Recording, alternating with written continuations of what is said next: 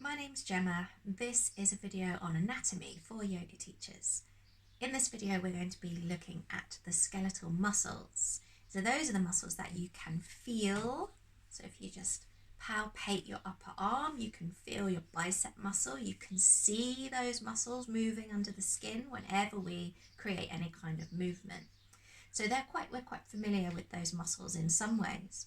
There are some other types of muscle in the human body. There's smooth muscles, and those are the ones that surround tubes. So things like the bowel and the arteries of the body have anything with the walls and a sort of tubular shape. They have muscles.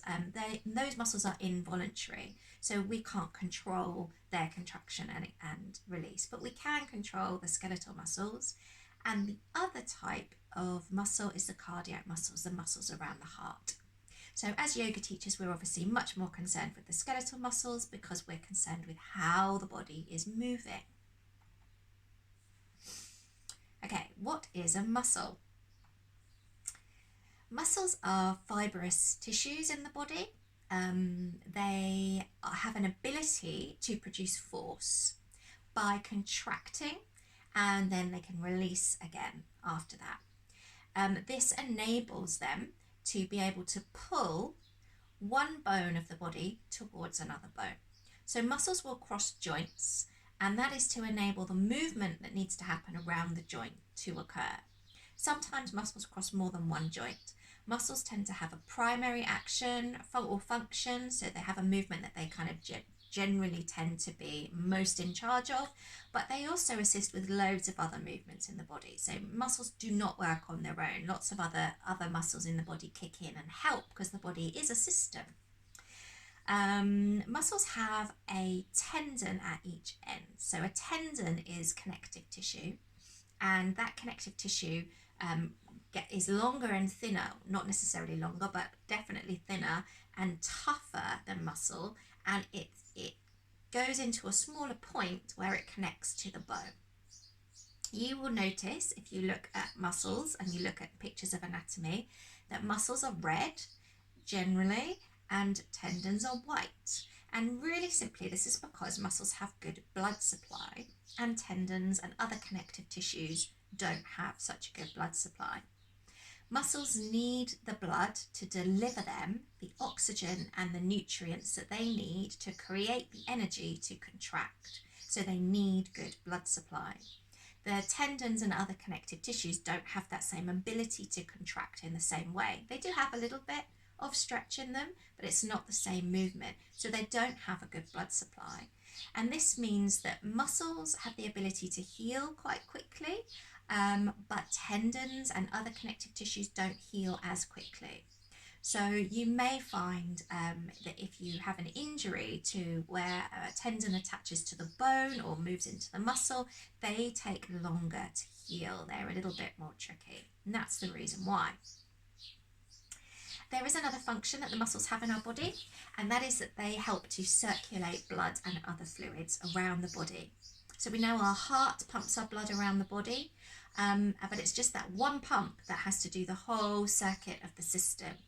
And the venous return to the heart needs sometimes a little bit more help to get that blood back up, especially from the legs. It's working against gravity. So the muscles of the legs, they help, their movement helps assist that movement of the blood back to the heart. Also the lymph fluid. So the lymph fluid is a fluid that helps to take away toxins and waste products from the body. So muscles help with that process as well. Okay, so we talked about muscles having tendons. This is a good picture of the Achilles tendon. It's one that we know quite well. So maybe just find your Achilles tendon on your ankle, so back of your ankle. And if you look at the picture, you can see that that Achilles tendon attaches onto the heel bone. So it crosses the ankle joint, runs up the back of the lower leg, and then we can see the belly of the muscle. So that's the calf muscle, the gastrocnemius muscle. And then that calf muscle actually splits into two. And you can see that sometimes in well-developed muscles, well-developed calf muscles. Someone who's like a cyclist or quite a fit person, you can sometimes see that. And then it also crosses the knee joint and attaches onto the upper leg. So it crosses those two joints. So the main action for this calf muscle is it's going to move the ankle. It's going to help to plantar flex the ankle, which is pointer foot. But it also crosses the knee, so it helps a little bit in bending the knee. Now, like I said before, they have more than one function. We always talk in anatomy about muscles having origin and insertion points. Can feel a little bit confusing, but those are the points of attachment. The origin tends to be the point of attachment that is towards the centre of the body, so towards the axial skeleton, the centre line, and that would be the part of the body that would tend to remain still during a movement. And then the insertion point would be on the part of the body that's further away from the centre, and that would be the bone that we're wanting to move towards the centre of the body. Just think about bending the elbow. We've got the bicep muscle doing most of the work. Maybe just put your hand on your bicep muscle and bring your forearm in. So flex the elbow, and you can feel that bicep muscle working.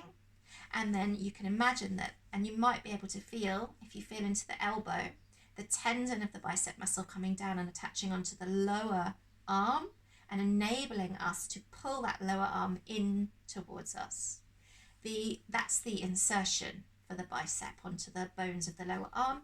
The origin of the bicep muscle actually is up in the shoulder, so it does also cross the shoulder joint and attaches into the scapula. So it has a little bit of work going on and helps with movements of the shoulder, but its main action is this flexion of the elbow. Okay. All right, there are different types of lever systems arranged around the joints and with the muscles. But what's important to remember is that there's always three things. There's a point of movement, which is a fulcrum, where the joint is moving. So the bones are moving across one another in some way. So either a hinge or round in a socket, or there's different types of joints in the body. And then there's the effort required to make that movement happen. And depending on how much of an effort is needed, the muscles will be different sizes. So that's why we have some small muscles for those little movements like nodding the head, and big muscles like those big movements like lifting a weight and picking things up with our hands. And then the load will be different depending on the limb length. So our body weight is a load.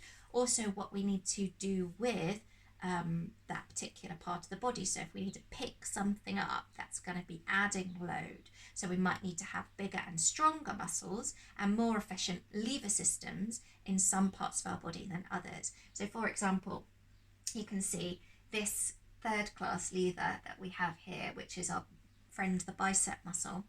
We're going to need to be able to be more efficient and lift a greater weight with our arms so we can pick things up.